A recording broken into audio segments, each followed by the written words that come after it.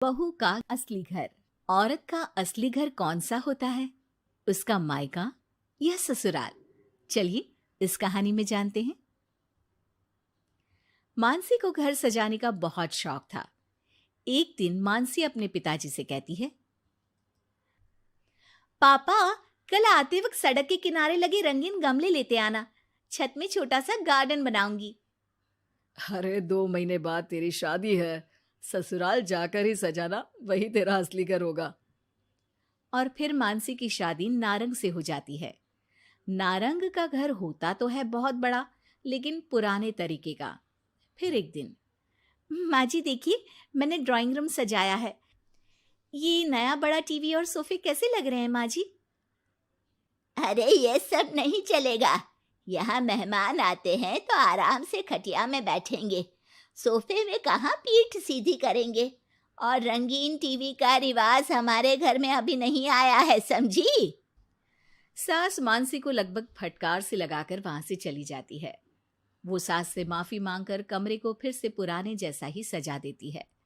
एक दिन किचन में मानसी सब्जी बना रही होती है कि तभी उसका पति वहां आ जाता है। अरे ये क्या कहते हैं इस सब्जी को?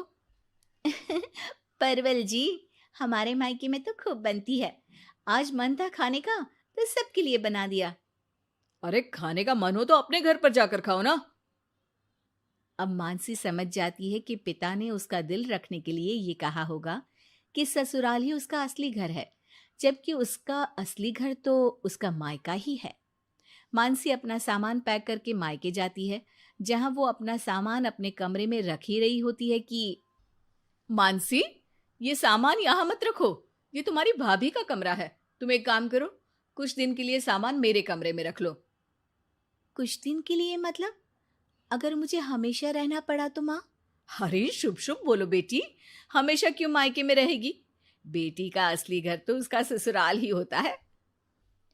मानसी को माँ की बात समझ में नहीं आती कि आखिर कौन सा घर उसका है। वो इसी उधेड़-बुन में अपने कमरे में जाती है जो शादी से पहले उसका हुआ करता था। अलमारी खोलती है कि तभी पीछे से उसकी भाभी उसे टोक देती है। अरे दीदी, ये क्या? कुछ चाहिए था क्या? मुझे बोल देती। नहीं नहीं, मैं तो बस वैसे ही अपनी अलमारी में देख रही थी, लेकिन यहाँ तो मेरा कोई भी सामान नहीं है। दीदी, अब ये अलमारी मेरी है। आपकी शादी के बाद कमरा और अलमारी दोनों ही मेरे हैं। अगर आपको यहाँ आना है मेरे कमरे में या अलमारी से कुछ चाहिए तो आप मेरी इजाज़त ले लीजिएगा। मानसी को भाभी की बात बहुत बुरी लगती है। वो सीधे माँ के पास जाती है। माँ, वो तो मेरा कमरा था। हाँ बेटा था, लेकिन अब तो तेरी अलमारी तेरे ससुराल में है ना। हाँ, लेकिन वहां तो मैं अपने अनुसार कुछ भी नहीं कर सकती। हर बात पर सास से पूछना पड़ता है। उनके कहे अनुसार ही घर पर रहना पड़ता है। और अब यहाँ भी तुमसे और माँ से पूछना पड़ता है। तो फिर मेरा घर कौन सा है माँ? तभी वहां मानसी की भाभी आ जाती है और वो बहुत ही समझदार महिला होती है। अरे ये तो बहुत सरल है मानसी। तुम ससुराल जाओ और कुछ महीनों तक मेरे कहे अनुसार चलो। इस सवाल का जवाब तुम्हें खुद ही मिल जाएगा। भाभी उसके कान में कुछ बातें कहती हैं, जिसे सुनकर मानसी अपने ससुराल चली जाती है। अरे आज सुबह सुबह काम वाली के लिए दरवाजा किसने खोला? घर पूरा साफ, किचन भी पूरा साफ। माँ जी, आप रोज सुबह 5 बजे उठती हैं, ये मुझे ठीक नहीं लगता। इसलिए आज काम वाली बाई के लिए मैंने दरवाजा खोल दिया। थोड़ी देर के बाद मानसी ससुर के पास नाश्ता और दवाई लेकर आती है। अरे मानसी बेटा तुम। हाँ पापा, आप समय पर नाश्ता करके दवाई ले ले। मानसी पति के लिए टिफिन पैक करती है और पति को देती है। अरे मानसी, आज तो मेरी अलमारी बहुत साफ है और आज खाना भी मेरी पसंद का। क्या बात है। धीरे धीरे मानसी ससुराल वालों में सबका ख्याल रखती है, सबका ध्यान रखती है। एक दिन, ये क्या है मानसी? अब माफ करिएगा मम्मी जी, आपके मना करने पर भी मैं एलईडी टीवी ले आई। काम करने के बाद जब मैं फ्री होती हूँ ना, तो टीवी देखने का बहुत मन करता है। ब्लैक एंड व्हाइट टीवी में मुझे समझ में नहीं आता, इसलिए अपने कमरे के लिए कलर टीवी मंगवाया था। अरे बेटा, तेरा घर है, अपने कमरे में क्यों? ड्राइंग रूम में ही टीवी लगवा दे, हम भी देखेंगे।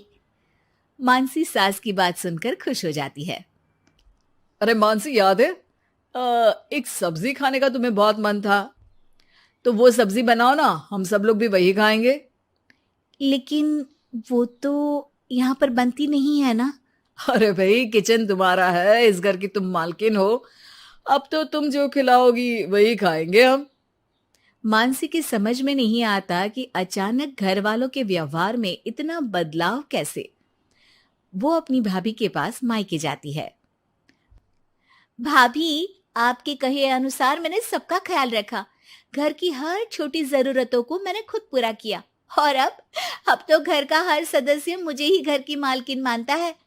लेकिन ये क्या फॉर्मूला थी भाभी, समझी नहीं मैं। देखो मानसी, घर किसी एक का नहीं बल्कि पूरे परिवार का होता है। चार दीवारी ईंट कंकड़ से बनने वाला घर अपना तभी होता है जब हर व्यक्ति अपनी जिम्मेदारी समझ उन चार दीवारी को घर बनाए। और ये तभी मुमकिन होगा जब आप खुद उस घर को अपना मान कर रहें जहां आप रहते हैं। मैं समझ गई भाभी। लड़ाई झगड़ा चालाकी से कोई भी घर अपना नहीं हो सकता, फिर चाहे वो औरत का ससुराल हो या फिर मायका।